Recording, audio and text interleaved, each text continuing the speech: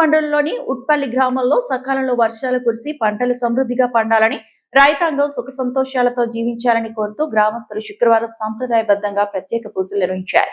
కందుకుర్తి పవిత్ర త్రివేణి సంగమం నుంచి గంగా జలాన్ని భక్తి శ్రద్ధలతో తీసుకొచ్చి గ్రామ దేవతలకు జలాభిషేకం చేసి గ్రామంలో సస్యశ్యామలం నెలకొనాలని, ప్రకృతి అనుగ్రహం కలగాలని సామూహికంగా ప్రార్థించారు.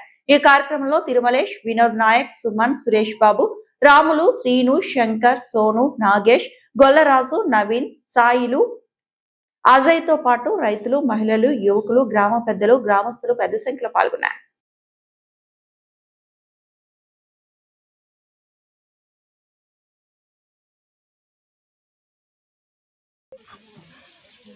ఈరోజు ఉట్పల్లి గ్రామం నుండి మా ఉట్పల్లిలో మంచిగా పంటలు పండాలని, మరియు తెలంగాణ రాష్ట్రంలో అంతా పంటలు మంచిగా పండాలని, రాష్ట్రం మొత్తం సుభిక్షంగా ఉండాలని ఈరోజు తెలంగాణ త్రివేణి సంగమం అయినటువంటి కందకుర్తికి రావడం జరిగింది. మా గ్రామస్తులందరితో కలిసి ఈ దేవుణ్ణి ఇక్కడ శివాలయంలో ఒకటే మేము ప్రార్థన చేస్తున్నాం, ఏంటంటే రాష్ట్రంలో నీళ్లు పడి మొత్తం రాష్ట్రం సుభిక్షంగా ఉండాలని మేము ఆ శివయ్యను మా ఉట్పల్లి గ్రామస్తుల తరఫున అందరం కోరుతున్నాం. పాడి పంటలు అన్నీ వర్షాలు బాగా పడాలని కందకుర్తికి వచ్చి మా మొక్కు తీర్చుకున్నాం. ఈ గంగా నీళ్ళు తీసుకుపోయి మా గ్రామంలో ఉన్న అన్ని దేవతలకు అభిషేకం చేస్తాము, మరియు అంత మంచి జరగాలని కోరుకుంటున్నాం.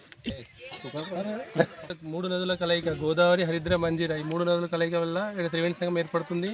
ఇక్కడ చుట్టుపక్కల గ్రామాల నుంచి ప్రతి ఆడపడుచులు వచ్చి ఇక్కడ బోనాలు సమర్పిస్తారు. ఇక్కడ ఉన్న నీళ్ళని ప్రతి ఊర్లోకి తీసుకెళ్ళి ఊర్లో ఉన్న ప్రతి ఊర్లో టెంపుల్కి ఇక్కడ గంగా నీళ్ళు అభిషేకం చేస్తూ ఉంటారు. ఎందుకు చేస్తారంటే ఇక్కడ నీళ్లు తీసుకొచ్చి ప్రతి టెంపుల్లో అభిషేకం చేయడం వల్ల వర్షాలు సమృద్ధిగా పండాలని, పాడి పంటలు సమృద్ధిగా పండాలని ఒక కోరిక. దేవుని ప్రార్థిస్తాం.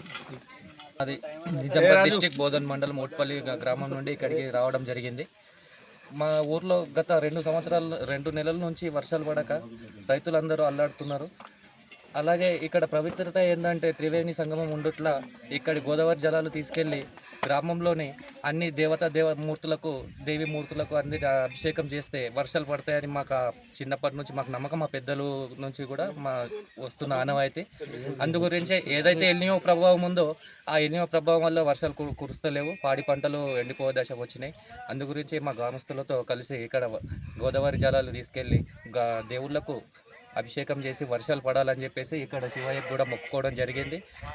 దేవుని కూడా గట్టిగా ప్రార్థించడం జరిగింది. ఇక్కడ నుంచైనా వర్షాలు పడాలని ఆ దేవుని ప్రార్థిస్తుంది. మరిన్ని అప్డేట్స్ కోసం మా ఛానల్ని సబ్స్క్రైబ్ చేయండి.